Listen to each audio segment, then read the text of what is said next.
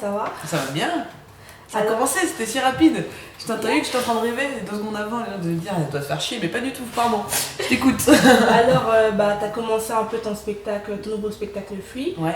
C'était comment à Lyon ce week-end? À Lyon, c'était super cool ce week-end. C'était une salle, belle salle, la Bourse du Travail, et une ambiance de malade. Et les Lyonnais étaient vraiment fous là. C'était cool, quoi. Vraiment un bel accueil du spectacle. Une belle standing ovation. Je l'ai mis sur Facebook. Et moi, je suis contente. Oui, c'est des trucs que font les jeunes sur Facebook. C'est vrai, c'est vrai. Non, vraiment, on croit que j'ai 40 ans. Mais non, ouais, non, du coup, ouais, j'ai eu un bel accueil à Lyon, en Suisse aussi, juste avant. Donc, le spectacle est bien accueilli de manière générale, c'est cool. D'accord, super. Moi j'ai une question en fait, c'est il vient d'où ce titre Free? Ça représente quoi pour toi en fait? Free, ça représente la liberté et pas la gratuité, parce que les gens pensent que c'est gratuit le spectacle, donc non, c'est bien libre le mot, et la liberté qu'on se demande ce que c'est la liberté, puisque toi tu sais ce que c'est la liberté. L'interview vient de se renverser, et oui, c'est moi qui présente maintenant ce blog. Parce que ça représente quoi pour toi les libertés? Beaucoup de choses. Beaucoup de choses, on est d'accord, et pas grand chose à la fois. Ce que je dis, on l'entend un peu pour tout et n'importe quoi, on l'entend dans des pubs pour hygiène féminine, genre la voix off qui fait Mesdames, grâce à ce nouveau tampon qui s'ouvre en Corolle, soyez enfin libre. Et tu fais mais fuck, qu'est-ce que ça veut dire libre quoi? Je me sens pas libre parce que je mets un tampon personnellement. Voilà, qu'est-ce que c'est la liberté? Et donc je me pose vraiment la question, et je me suis dit, faut y répondre avec un spectacle quoi. Enfin, on n'y répond pas en un spectacle, mais en tout cas il y a des clés, pour moi, déjà, se sentir libre, c'est être à l'instant présent, c'est vivre le moment présent. C'est-à-dire ne pas vivre dans 2 secondes ou il y a 2 secondes, mais vivre là maintenant. Là, par exemple, pas faire semblant d'écouter et être vraiment là. Tu vois, c'est ça l'instant présent et la liberté pour moi. D'accord, très bien. En fait, justement, est-ce que tu peux nous présenter un peu les thèmes que tu abordes dans ce spectacle? Ouais, la liberté, la relou. J'aborde plein de thèmes différents. Je parle de mon passage au Jamel Comedy Club pendant 5 ans, la tournée que j'ai fait avec eux, qui était super cool, mais que je suis contente d'avoir arrêté parce que j'étais la seule fille de la troupe et que des mecs en tournée ça drague. Et quand ils n'arrivaient pas à draguer, ils se retournaient vers moi, vers 3h du matin. Tu vois, ils me regardaient comme un yaourt périmé dans le frigo. Tu vois, un peu cette sensation. Donc je raconte un peu ça, je raconte que du coup, je sais que vraiment j'étais leur dernier espoir parce que j'ai pas le corps le plus sexy du monde, tu vois. On est d'accord, ne regarde pas comme si c'était pas vrai. J'ai vraiment un corps de base, tu vois. En fait, je dis, si j'étais une voiture, je serais sans option. Il n'y a pas d'airbag, il n'y a pas d'air climatisé. Si j'étais une voiture, je serais un vélo en fait. Donc du coup, je parle de ça, je parle de mon corps, je parle de mes expériences au Jamel Comedy Club, je parle de ce que je représente dans la société, une femme noire, humoriste, avec des locks, homosexuelle. Je parle de fait que pour les gens, c'est des handicaps. Pour moi, c'est trop bien. Parce que déjà, je fais de la télé, et à la télé, il y a toujours des quotas. Il y a toujours une femme, un gay, un noir. C'est moi. Alors pour ce spectacle, t'es pas seule sur scène, t'es accompagnée d'un groupe. Comment vous êtes rencontrés justement? Et ben j'ai rencontré les Crooks, donc le groupe qui m'accompagne sur scène. Je les ai rencontrés grâce à un pote en fait qu'on avait en commun et qui me dit tu cherches des musiciens, je te les présente et tout. Et en fait un truc de ouf, il y a des frères dans le groupe, ils sont 3. Et les 2 frères Davy et Anthony Honnet en fait, il s'avère que les mecs, nos grands-parents étaient copains il y a 40 ans en Côte d'Ivoire. Ils étaient voisins et amis, nos grands-parents. Et en fait, on se rend compte qu'on est une famille depuis longtemps et qu'en fait, on s'est juste retrouvés. On s'est pas rencontrés, on s'est retrouvés. D'accord.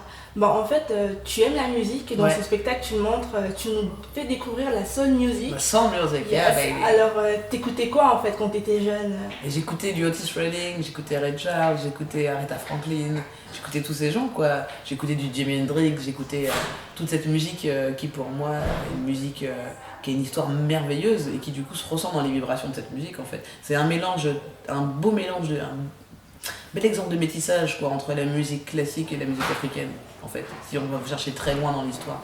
Et pour moi, c'était le meilleur exemple de liberté que je pouvais montrer. C'est-à-dire que pour créer la soul music, pour créer le blues, on est passé par l'esclavage. Je pense qu'il n'y a pas pire souffrance pour un être humain que de vivre sous l'esclavage. Et pour moi, c'est aussi une partie de réponse que de prouver que pour être libre, il faut passer par la souffrance. D'accord, et aujourd'hui, t'écoutes quoi comme musique? Toujours la même, ma chère. Toujours la même Toujours BD. la même chose. Toujours la soul music, la new soul. J'écoute Jill Scott, Erykah Badu, j'écoute Rasha Peterson, j'écoute tout ce qui est bon en fait, tout ce que je fais, comme ça j'écoute quoi. Donc effectivement il y en a plein, Soul Live, j'écoute aussi des groupes français comme Electro Deluxe, des tas de groupes en fait, il y en a beaucoup. Après c'est pas du commercial effectivement, mais du coup je commence vraiment à être détaché. C'est sûr que si tu me fais écouter un truc sur Skyrock, j'avoue il y a des gens que je connaisse pas, j'avoue, mais je rappe. Ah, tu rappes en plus. Mon frère. Tu nous fais un petit freestyle là? Ouais, bah j'ai pas rappé depuis 95, mais à l'époque c'était bien en tout cas, j'aurais pu faire Planète Rap, c'est sûr. Ah. Si je fais mon rap, les gens ils vont tellement m'insulter sur les commentaires, c'est sûr. Non, vas-y, c'est quoi ce truc free, dégueulasse, free, dégage. Ouais, free, je m'en bats les couilles, tu sais quoi? Critique mon frère, je m'en bats les steaks. Moi j'ai écrit ce rap, j'avais 12 ans, d'accord? J'avais pas encore de ça, j'en ai toujours pas, c'est pas la question. Mais j'avais fait. En fait, il y avait un. J'habitais en Seine-et-Marne, faut pas juger mon rap, ça. Un rap de Seine-et-Marne, d'accord? De Melun. En fait, on habitait à Savigny-le-Temple, il y a un quartier qui s'appelait la Cap d'Or. Et là, on avait fait. En fait, tous les vendredis au collège, on se réunissait pour faire des battles de rap. Donc j'écrivais des textes, mais j'écrivais comme ça à l'époque, comme tu vois, je tenais les stylos comme ça. Donc mon rap était de la même qualité que mon écriture. Et j'ai fait un rap qui disait rendez-vous à la Cap d'Or pour un corps à corps, allons jusqu'à la mort. Alors d'accord, t'en veux encore? Y a pas d'accord. Ramsa et pas de coup bas. Je t'arrache ton slip, mec, je te mets à sec. Je vais faire ta vie un enfer pour que tu comprennes que c'est de la galère. Ta tête de guerre, je veux plus la voir. T'as fait trop d'esclaves noirs. Tu disais comme ça, c'était écrit. Tire la langue à la fin. Ah, top quoi. Ok. Ok. Alors, J'ai gagné le concours. En plus. J'ai gagné. Un Félicitations. repas gratuit à la cantine, ma soeur. Trop fort. Tag life. Bon, alors, beaucoup t'ont découvert grâce au Jamel Comedy Club, Ouais. au Comedy Club et Ouais. au spectacle que tu faisais un peu. Et qu'est-ce qui t'a donné justement cette envie de devenir comique? Le rap, déjà quand j'ai commencé à faire mes premiers raps, je me suis dit il faut que je fasse humoriste. mais qu'est-ce qui m'a donné envie? En fait, quand j'étais gamine, à 8 ans, je faisais des pubs et des téléfilms. En fait, c'est un concours de circonstances qui fait que je me suis retrouvée à faire de la pub et un Navarro et un téléfilm avec Michel Aumont quand j'avais 8 ans. Et j'ai joué, j'ai tourné et j'ai kiffé en fait le fait de jouer quelqu'un d'autre que moi. Quand t'es gamin, tu kiffes, tu dis toujours si on disait que j'étais. Là, tu le fais tout le temps et t'es payé pour ça. Et c'est trop bien. Et je me suis dit il faut que je fasse mon métier avec ça. D'accord. Et c'est vite devenu plus que de la comédie et jouer d'autres rôles. J'aimais bien écrire aussi. C'est devenu évident qu'il fallait que je monte sur scène pour faire des blagues en fait. Et que je puisse écrire mes propres textes et raconter des choses tout en étant marrante. Parce que c'est comme ça que j'aime communiquer avec les gens, par le rire. Ça marche. Ça marche. C'est un pouvoir. C'est de père en fils. Alors, est-ce qu'il y a des artistes qui t'ont inspiré, des comiques, qui t'aimaient regarder plus jeune? Ma mère, très marrante. Très marrante, mais surtout, moi, ma génération, en France, c'était Jamel Debbouze, c'était Gad Elmaleh. J'ai connu Coluche, j'ai connu plein d'humoristes français, en fait, mais c'est pas ce qui m'a donné vraiment envie de faire de l'humour, c'est plutôt des séries américaines moi, qui m'ont donné envie de faire de l'humour. Parce qu'en fait, ils écrivent vachement bien, même mieux que des fois en France. Et du coup, même Madame est servie, des fois c'était mieux écrit que beaucoup de spectacles français. Donc du coup, cet humour-là en fait m'a beaucoup plu. Puis j'ai vraiment une famille marrante qui a toujours tourné les choses à la dérision. C'est vraiment une façon de parler chez moi. Je pense qu'en Afrique, dans beaucoup de familles, c'est le cas d'ailleurs. Mais parfois tu passes par certaines phases dans ta vie qui font que tu ne peux faire autrement que de tourner les choses à la dérision pour prendre du recul. Et moi j'ai toujours aimé écrire, et je te dis, les deux choses réunies m'ont créé ce métier plus que ce que j'ai vu à la télévision en fait. Quoi. Et c'est après en fait que j'ai commencé ce métier, que j'ai eu des vrais influenceurs dans le métier qui sont plus des stand-uppers américains comme George Carlin, Wanda Sykes, Chris Rock, il y en a vraiment beaucoup en fait. Et Louis C.K., ouais, je crois que j'ai dit Wanda Sykes, mais je redis Wanda Sykes, très marrante. Ok, et quels sont tes projets à venir? Beaucoup, alors effectivement il y a le spectacle Free et ça c'est un gros projet parce qu'il continue toute on va faire une tournée en 2016 qui va être assez importante et où les gens pourront eux-mêmes choisir la ville dans laquelle je vais venir. Ça va venir très très vite là. Et donc c'est une belle tournée qu'on va faire en 2016. Et il y a le CD des Crooks qui me suit sur scène, mais qui font aussi un CD de funk, de soul, de jazz. Et ça me fait kiffer, moi je produis ce CD là en fait, puisque j'ai monté ma production. Donc un de mes plus gros projets c'est de faire en sorte que ma boîte ne coule pas. Voilà, ça c'est vraiment plus important que mon spectacle aujourd'hui. Et donc je produis les musiciens, ils vont partir en concert.